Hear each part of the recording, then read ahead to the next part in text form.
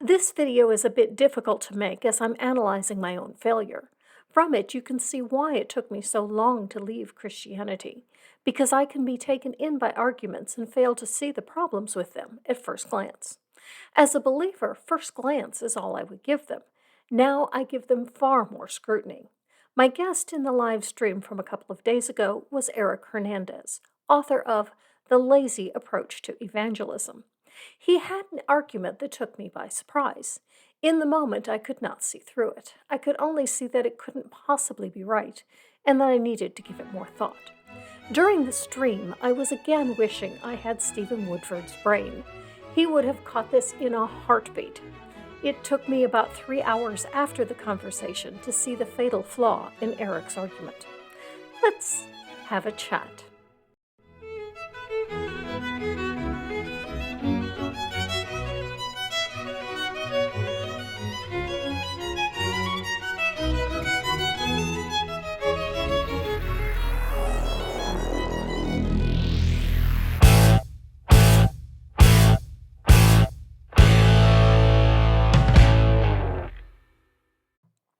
Hello and welcome. Thank you so much for joining me, and especially to my patrons and channel members. Bill opened with a question to Eric regarding a statement he made before the show, that he isn't a presuppositionalist. This will become important later, so I've included it. By the way, Eric, would you say your approach is, you have presuppositionalism, evidentialism, and a cumulative case? How would you classify your apologetic? I would consider it a classical apologetic, definitely not a presup. In fact, I had a discussion/debate with Seitem Bruggencate, a well-known presupper, so we disagreed methodologically. So yeah, you could call it that two-step approach. Eric says he's a classical apologist and uses the two-step approach.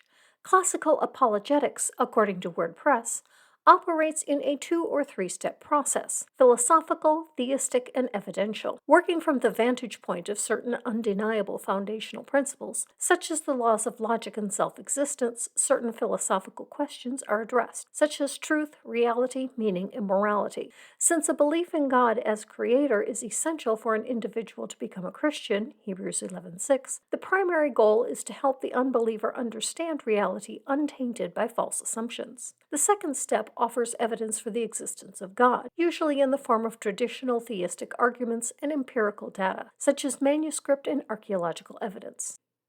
As opposed, the presuppositional approach, which starts by assuming Christian truth about God and Jesus as revealed in Scripture, and reasons from Christianity. The presuppositional apologetic to the unbeliever begins with reasoning from Christianity through special revelation, the Bible. The presuppositionalist assumes the content reveals in Scripture to be true and encourages the unbeliever to do the same, since these assumed biblical truths offer the only possible foundation and explanation for life. I saw several comments in the chat saying Eric smuggles in presuppositionalism later in the conversation. I'll see if I spot that as I go along. So that there could be reasons and evidence for something doesn't make something true. Clearly, we have people arguing both sides on the question of the existence of God. Both sides have reasons to back their claims. Some reasons are better than others. But the fact that both have reasons mean that reasons to believe something don't make it true. We agree on this point. There's an argument from Alvin Plantinga. C.S. Lewis has a version of this. Plantinga calls his the evolutionary argument against naturalism. And this was one of those kind of aha moments that really made me pause and think and seeing the bigger picture of all this. So I'll put it this way, and feel free to jump in at any point. I didn't say anything, but I found this to be rather arrogant of Eric. This is my show. I don't need his permission to make comments on my show. Although, to be fair, I realized what he meant to say was that he didn't mind being interrupted. However, he could have phrased that in a manner that didn't come across as him thinking that this is his show. So first I'd say if we're going to say either God does exist or does not exist, right, that seems to be exhaustive. So we can say it is either true that the statement God does not exist is true, or the statement that God does exist is true. So we could classify the first one as, go ahead. I would say that you could also have the statement, I don't know whether God exists or not. Right, but that wouldn't be an answer to whether or not God does exist. In other words, the question Correct. of God's It would existence. not be an answer to whether or not God exists, but it would answer the question of, do I have enough information to know whether or not God exists? There is another possibility, and that is that gods exist. It could be phrased either no gods exist or a god or gods exist. Here's the first sign of Eric smuggling in presuppositionalism. He's created the false dichotomy of either there is no God or there is a God. Had I brought this up, this would not have changed the argument, however. In other words, is there gold on Mars? Yes or no? Well, the answer is yes or no, right? It's either there is or there isn't. So there either is a God or is not a God. And I would say that if we could define atheism as the belief God does not exist, either that's true or theism is true, the belief God does exist. I do have to wonder how Eric classifies polytheism. He has made the corrected dichotomy here. Either there is a God or there is not a God.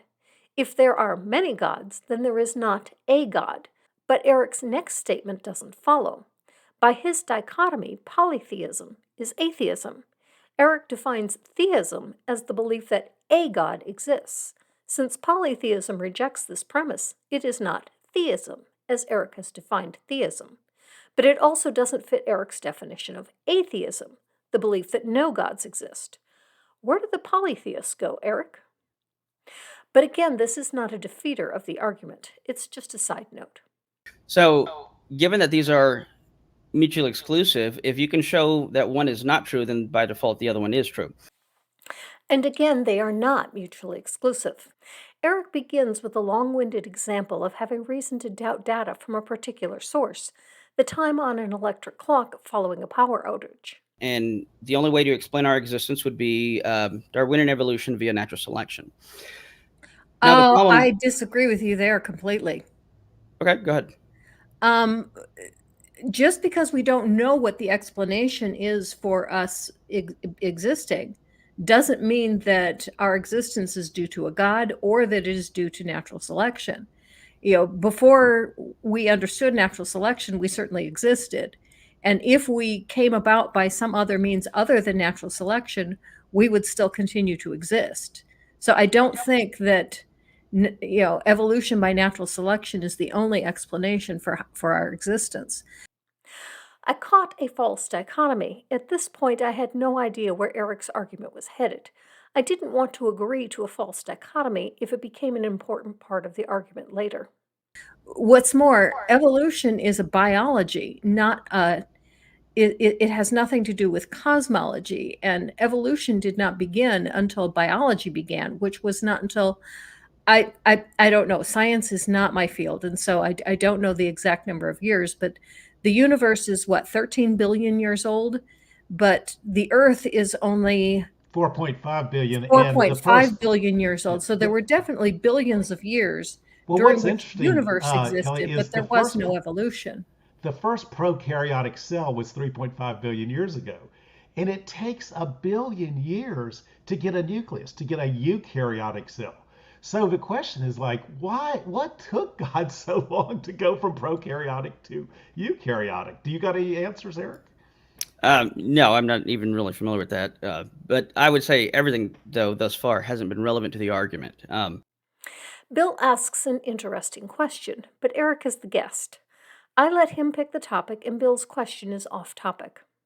So this is an epistemic argument, not a cosmological argument. And I think what you're arguing, Kelly, is... and correct me if I'm wrong here, but you said even if we didn't know how we got here, we still existed.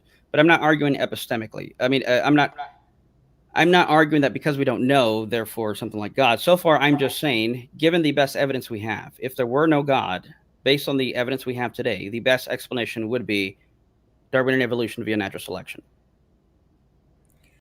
You can see me trying to figure out two things simultaneously. First, is Eric's statement true? Just because we exist via evolution doesn't mean that's the only possible way for intelligent life to come to be. Second, where is he going? I didn't know yet. I figured he was setting me up for a trap. I still didn't see it yet. Bill had clued me in on the full argument, but I hadn't yet had enough time to process what he had said. That might be the best explanation for the existence of humans, but that's not the best explanation for the existence of the universe. Yes, The but I'm not universe arguing. can exist without humans. Right. Yeah, and I'm not arguing on cosmology. Okay. He's not arguing on cosmology, but he needs to. If his argument only works if humans exist, then did God exist before humans? Is God dependent on humans for its existence? I would argue that it does, but for entirely different reasons. All right. So, and thank you for jumping in. I want to be clear, from the outset. That way, we don't talk past each other. So, And again, the arrogant guest feels the need to give me permission to speak on my own show. My expression tells you exactly what I think of that, even though, again, I said nothing. so if that's the case, then everything that we have being a byproduct of natural selection, that would include not just hands, teeth, nails. That would even include our what Plantinga would call our cognitive faculties. So let's just say our brain. So I think we'd all agree that if there's no God, our brains would not be designed to obtain truth. Yes. Well, I don't think our brains were designed. I'll agree with him as far as if humans exist via evolution, human brains were not designed. Okay. So our brains aren't designed to obtain truth. Now, with this in mind, on top of that, so if you have natural selection driving this, which again would be the best explanation that I would say, given the evidence we have, there's no God, then you now have that your cognitive faculties are also a byproduct of natural selection. And on top of that, natural selection, to personify here, could care less whether or not your beliefs are true. Natural selection is going to, at best, aim for survival value, not truth value. So, well, okay, and I realize you gave the caveat that natural selection has personality and it doesn't drive for anything in particular, but because what is not the goal of natural selection, but what is the result of natural selection is survival. Right. What comes about can be different in different environments, and a good example is the fox. A fox that is red, it will naturally survive better in the forest, but a red fox will not survive in the tundra. And so the very same trait that is selected for in one environment is selected against in another. And so to say that natural selection is driving for any particular trait is incorrect, because it's always what it's doing is it's bringing about survival and flourishing, but not necessarily any particular trait that brings that about. Right, which is exactly what my argument would say as well. Like that actually would only play into what I'm arguing. So a major error I made here is in allowing Eric to conflate evolution with natural selection. Natural selection is but one mechanism of evolution. It's an important mechanism, but it alone is not evolution. yes, and amen. So it's only aiming for survival value, typically via adaptive behavior, just as you well articulated. That is a mischaracterization of what I said. I said that natural selection doesn't select for any particular trait or traits. I said nothing about adaptive behavior. We weren't talking about behavior at all. A fox surviving in the forest or in the tundra has not adapted its behavior. Right. So, again, though, the point being here is simply that it's not aiming for truth value. Its aim, if we can call it that, would be survival value, whatever causes the organism to adapt to survive. Now, all that being said, now you get to the fact that you can have false beliefs producing adaptive behavior and survival value. So my beliefs don't have to be true. Okay. Correct. Okay. So if false beliefs can produce survival value and the brain is a byproduct of this natural selection, then what happens is, just like the microwave illustration, just as we have an undercutting defeater for any belief based on the reading of the microwave, then if there's no God, we now have an undercutting defeater for any belief our brain produces, including the belief there's no God. So if there is no God and your brain tells you that there is no God, and given this undercutting defeater, you now have a belief that you shouldn't trust. And thus, to even answer these questions, and then you wouldn't have knowledge, because you would have all justification removed. To even have knowledge, atheism couldn't be true. And thus, if we do have knowledge, then atheism is false, and thus theism is true. Yes, but it also works the other way around as well. I didn't realize I had caught part of the defeater of the argument. Unfortunately, I didn't go far enough with it. Because natural selection does not cause us to necessarily believe what is true, but what brings about best survival, if belief in God is valuable to our survival, we might believe in God even if there is no God. Yes, but note how that only affirms my argument, though. It's not an objection to it. No, I wasn't objecting to your argument. I'm just saying Okay. that the argument works both ways. That is where I fell apart, because it is, in fact, a defeater of Eric's argument. If there is a God that designed our brains are capable of believing wrong things, then this God cannot exist. Why? Eric gives it to you in a moment. Yes. In Right. fact, So there. I fully believe that is why the belief in God developed, is because at one time it was a survival benefit. And I think that is why we are moving away from religion, because it is losing it. So going back to the argument, then, if you've agreed so far, Mhm. then you now have an undercutting defeater for any belief your brain produces. If there is a God that designed our brains in such a way that we are capable of believing false things, then we have an undercutting defeater for any thought that our brains produce, including the thought that there is a God that designed our brains. This is a self defeating argument. It includes the thought that a God can exist. According to Eric's argument, we cannot know if a God exists, as we cannot know anything, as we could be wrong about any particular thing. By Eric's argument, no one can be sure of anything. But I don't think that's the case, as I bring up next. Just because it's possible that I can believe something because it is of survival value to me doesn't mean that that is the reason that I believe it. I'm also going to examine the reasons that I believe something. And yes, it's possible that I could come to a conclusion because of a false survival value. I think our own ability to research the reasoning behind it is counter to that. And using Eric's own example from earlier, if I see the electric clock giving me a time that I have reason to believe is false because of a power outage, I simply look at a source of information not dependent on a steady supply of power, like my phone or the computer, to get me the correct time. Determining if something is true or not isn't a matter of looking at the first thing you come across and drawing a conclusion. You can, but you might come to a faulty conclusion. But when we look at multiple sources of information that all bring us to the same conclusion from the data, the conclusion is far more reliable. You can't determine truth from the mere fact that we have evolved. Learning doesn't work that way. And what organ would you be using to do this? Well, my brain, obviously. Right. And the argument I gave just gave an undercutting defeater for any belief your brain produces. Here is where Eric's argument falls apart. He did not give an undercutting defeater for any belief my brain produces. He gave an undercutting defeater for the possibility that some beliefs might not be true, but not for any belief I have.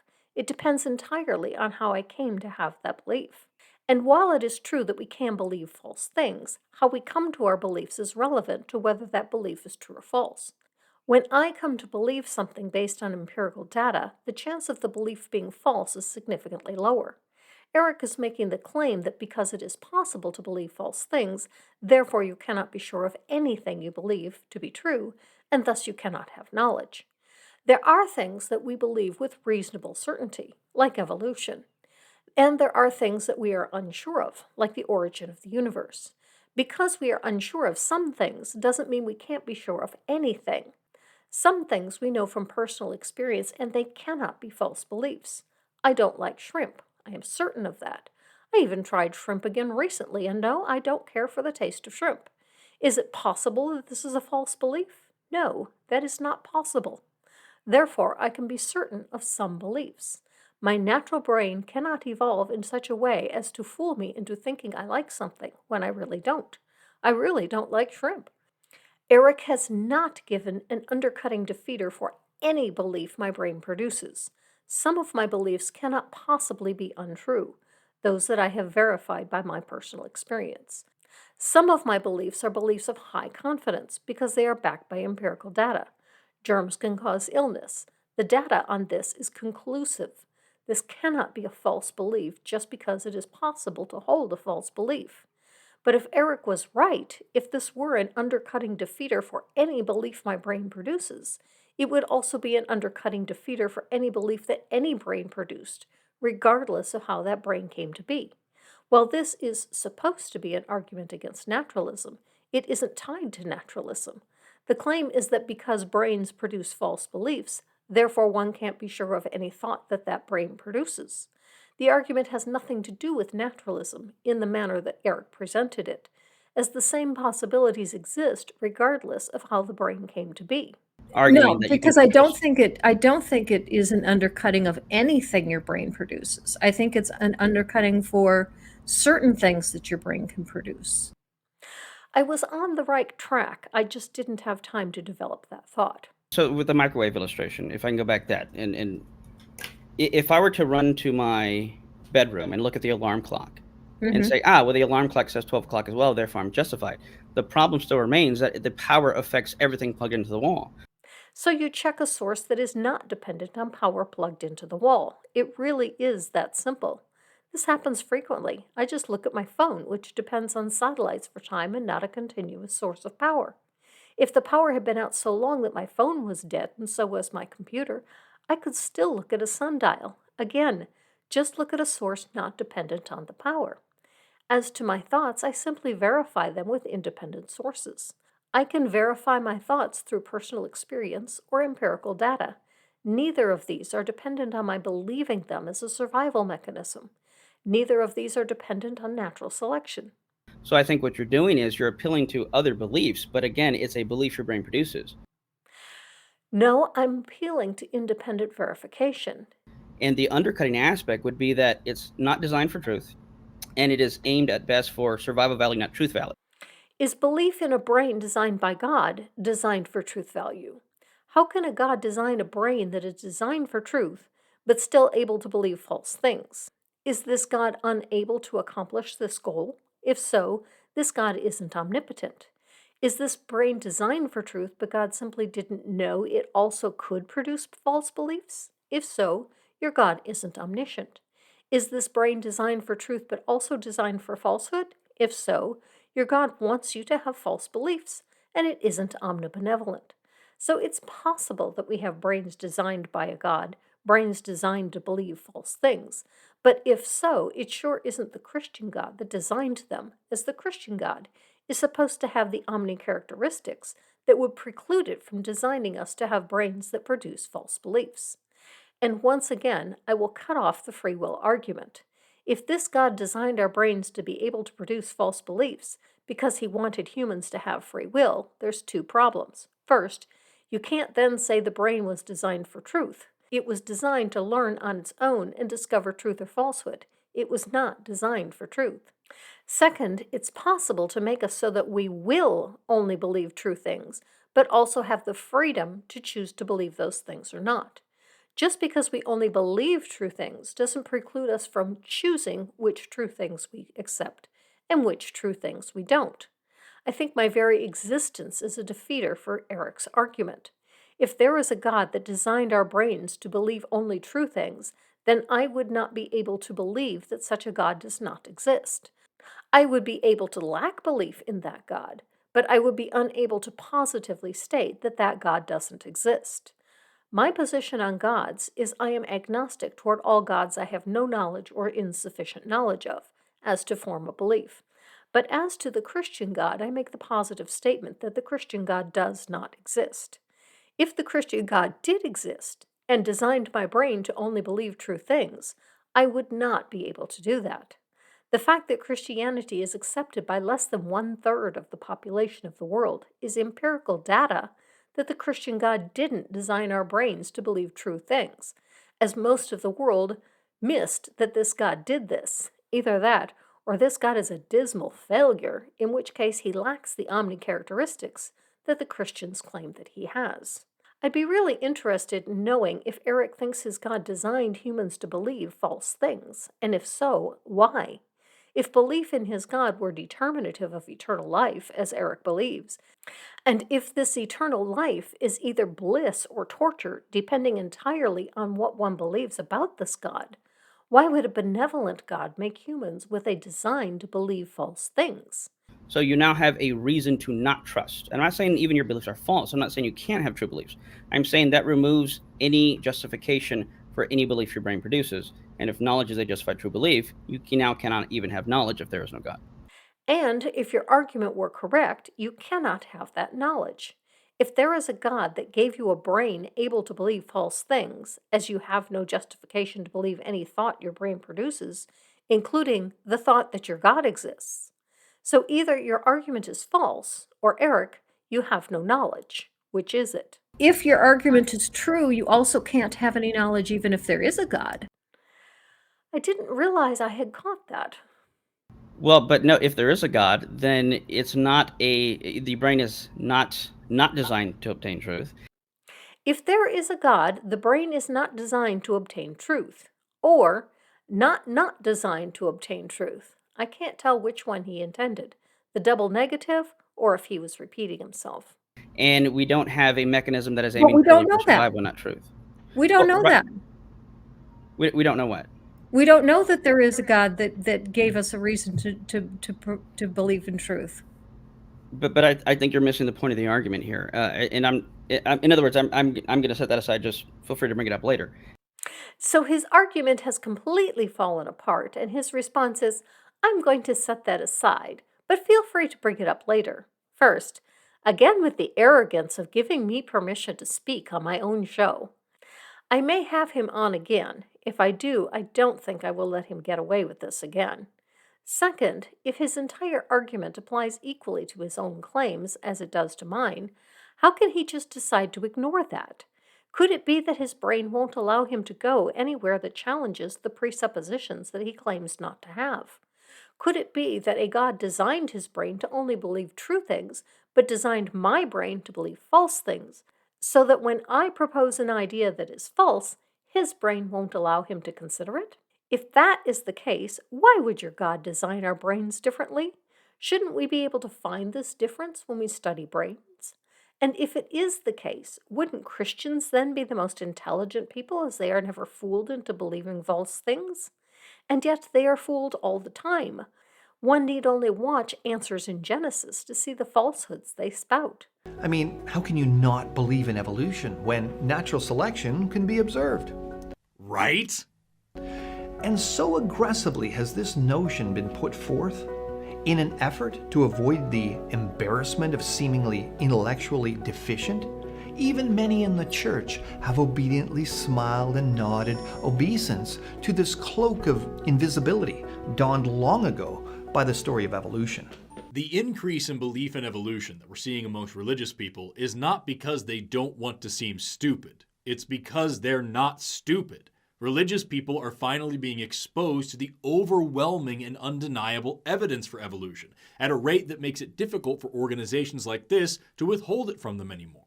So for the exact same reason that religious people believe anything about science, they are now starting to believe in evolution more and more. For example, just 400 years ago, Giordano Bruno argued that the sun was just another star, similar to all the others. He was imprisoned for years and ultimately burned at the stake by the church because that idea goes against the teachings of the Bible, which is exactly why Answers in Genesis still rejects it today. So why is Eric afraid to answer my question? If the argument is successful, then what it shows is that if there is no God, we cannot be rationally justified because we have an undercutting defeater for any belief our brain produces. And if the argument is successful, we have the same undercutting defeater for belief in God that designed our brains as well. And by that, we cannot have knowledge. And by that, you cannot have knowledge. So either your argument fails or your God doesn't exist. So to argue against, in other words, it's an attack against atheism, because if atheism is false, theism is true. And it's equally an attack against theism. If theism is false, then atheism is true. So even if you said, well, theism is false, that only, again, adds credibility to my argument, because my argument assumes theism is false and then says, here's a conclusion. So it's a sort of reductio ad absurdum argument. That doesn't save his argument, as he hasn't considered what his argument does to his position. Nerdy Rodent asks a good question. I guess the question would then be, how does God know what is true? Because if no one designed God's brain, God doesn't even have a brain, how does God know what is true? So this is a common pushback, and I find it telling. I don't mind it, but I find it telling. Note how, one, it's not an objection. Let's pretend I say I don't know. it doesn't affect the argument, right? It's like saying I'm focusing on this argument and say, okay, but what color is the grass? It's one of those things where even if I said I don't know, it doesn't affect the argument, and the argument stands and has, if I can say it this way, I'm not taking any jabs, so please don't hear me saying that. But if there's no objection to the argument and nothing's successful, no defeater for the argument, for its defeater, when the argument stands as is, even if I couldn't answer another question. So if there is no God, again, we cannot have knowledge, can't be rationally justified, undercutting defeater. Now, when it comes to God, which we're now leaving the argument, so if we're okay with setting the argument aside and letting it stand, but I don't know if you want to do No, that. I don't want to do that. Okay. We can come back to it, or if you want to answer this, or we can go back to it now, whichever you prefer. Well, I would say God is omniscient necessarily. So his response is presuppositionalism. He defines God to have knowledge, therefore God has all knowledge, as that is how he has defined God. But Eric, are you not making God in the image you desire? Does this God actually exist, or do you just believe that this God exists? Nerdy should have asked how Eric can know that his God is real, given that he is also able to believe false things. How can he have knowledge if he knows he can believe false things? If his response is that he can also believe true things, so can the natural brain. So how is this argument valid? Yeah, we can know some truth by observation, right, in science? But and what organ would you use to know? Well, your brain, which is very faulty. Just because I use my brain in drawing a conclusion from data I observe doesn't mean the observation is false. The observation is still real. I'm not alone in making this observation. While it's possible for me to be mistaken about a particular thing, it's highly improbable for many or all people to be mistaken about the same observation. Taking Eric's earlier observation that the grass is green, everyone who isn't colorblind has this experience. Thus, it's a valid observation. And while it's possible that we all are wrong, it's really red. It's also improbable as to be nearly impossible. Thus, we can claim to know that, even with a faulty brain. But again, Eric still has the same faulty brain, whether he came by it naturally or a God gave it to him. If a God gave it to him, what is wrong with that God for giving Eric such a faulty brain? It is a defeater as much for theism as it is for naturalism, which tells us that the argument isn't valid. Eric's form of the argument removes the probability factor that is normally included. Plantinga argues that if our brains come about by natural selection, the probability that we believe false things is high. Eric removes the probability factor and argues merely that our belief in false things is possible. What Eric fails to address is it probable? I would argue it is not. According to Stephen Law, director of philosophy at Oxford University, Plantinga aims to show that naturalism, in combination with evolutionary theory, is, as he puts it, incoherent or self-defeating. His argument turns crucially on the claim that, in the absence of any godlike being to guide the process, natural selection is unlikely to favor true belief. This, Plantinga supposes, is because natural selection selects only for adaptive behavior. It is irrelevant from the point of view of unguided evolution, whether the beliefs that happen to cause that adaptive behavior are true. I then point out a further interesting and perhaps somewhat surprising consequence of the existence of such conceptual links, that even if semantic properties, such as being a true belief, are epiphenomenal, even if such properties have no causal impact on behavior, unguided evolution will still favor true belief. Because Eric has removed the probability factor and argues only whether having false beliefs is possible, we must also consider the opposite. Is it possible under natural selection that we will believe true things? That is not only possible, it is probable. Believing true things is more likely to have survival value than believing false things. If, under natural selection, we can have true beliefs, then we have reason to have confidence in our own knowledge. Just because our own being wrong is a possibility, that alone isn't reason to doubt all things that we know. We have all sorts of cognitive biases, confirmation bias. But note, it's not just that it's faulty. It's that you're undercut in any belief it produces. So if what you're saying is we can have knowledge, then again, but we don't say that. You keep claiming that, but I don't make that claim. I think we can have knowledge. Well, I'm making an argument, not just a claim. I'm making an argument if there's no God, you can't have knowledge, because any justification is undercut. If the possibility of being wrong about anything is an undercut to the possibility of having any knowledge, then the possibility of being wrong with a God is equally undercut. Eric's removal of the probability factor destroys his argument, as the possibility of being wrong exists in all possible scenarios, except one where humans have perfect brains incapable of producing wrong thoughts. In other words, the only world in which Eric's argument could possibly hold is one where humans are gods, as all humans have perfect knowledge. Since Eric does not believe he is a god, he has defeated his own argument. To even answer any question, including whether or not there's a God, we have to first be able to be rationally justified and have knowledge. And I'm saying when we start there, and if you can't even get that if there's no God. Why does Eric think he can get there if there is a God? Since this alleged God gave Eric a brain that is undercut by his own ability to believe false things, Eric cannot know anything, even whether or not this God exists. Jesse Meyer's comment here is worth noting. Eric has asserted that without God he can have no knowledge. His support is that it's possible for humans to believe false things, but never does Eric show that because a particular belief can be false, that it necessarily follows that we can have no knowledge. He has asserted it, he has made that claim, but he didn't support it.